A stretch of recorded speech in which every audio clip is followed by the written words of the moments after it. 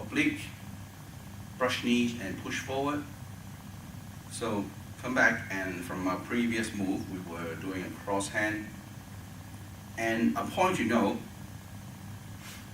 as we were standing up, we are still having a solid leg on the right and empty leg on the left. So even though it is standing position, you are still in a 100 and 0. Okay? Now dropping your wrist by dropping the elbows. Okay, so I'm not doing this. Okay, I'm just notice that this cross, this shape did not move. I'm just sinking the elbows. So I was looking through under this triangle here, and the intersection was just in front, above my eyebrows, or where the third eye is, so I can see. And then sinking the elbows here. Your intersections of the wrist is now in front of throat, so you are dropping through this center line. Okay, and now you can see, you'll be able to see above this triangle. Right hand in the front, left hand in the back. Still standing, but you are more like standing 100% on your right leg and 0 on your left leg.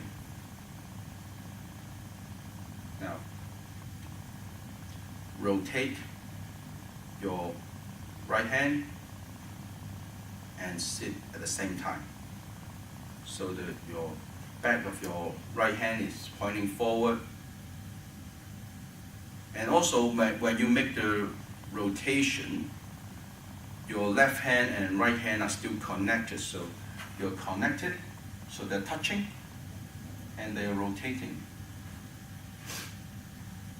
So you should feel the stickiness of the skin, and it'll be useful in Tai Chi application. So even you practice by yourself, your sense will give you the stickiness. Now, raise your left knee and see how I also rotate my left hand, so it's kind of like facing forward, the palm facing forward.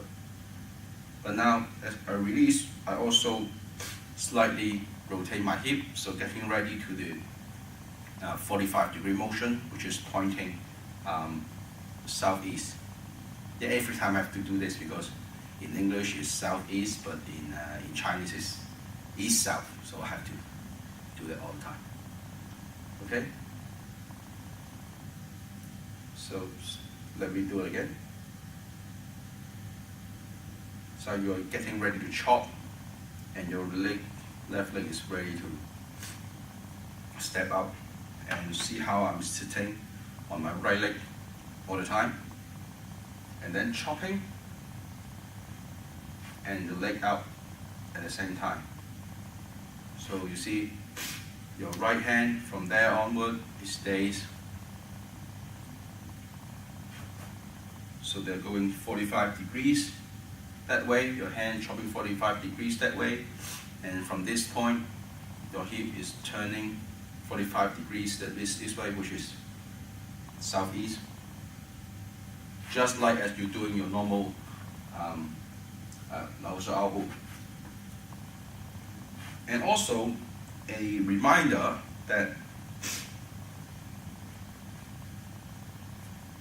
as you open the leg, the left step, the heel should be 1 foot apart in the southeast direction. So if I start that way,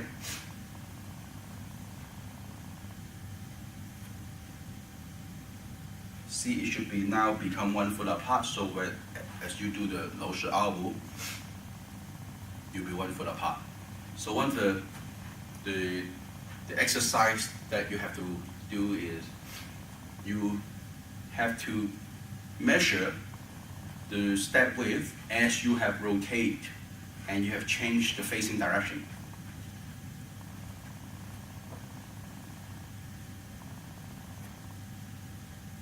Then it will be the same as the 摟膝拗步, which is push back, push down, and then toes down. Pressing downward, leaning on your left shoulder, looking at the 45 degrees angle, and then rotate your hip, brush knee, and push forward. Now, both of your toes should be pointing southeast. Your body is facing southeast. Brush knee, your left finger pointing southeast with palm pointing downward. Your right palm pushing forward. Okay. Some people have the tight forearm, so try as much as you can. 45 degrees will be good enough for beginners.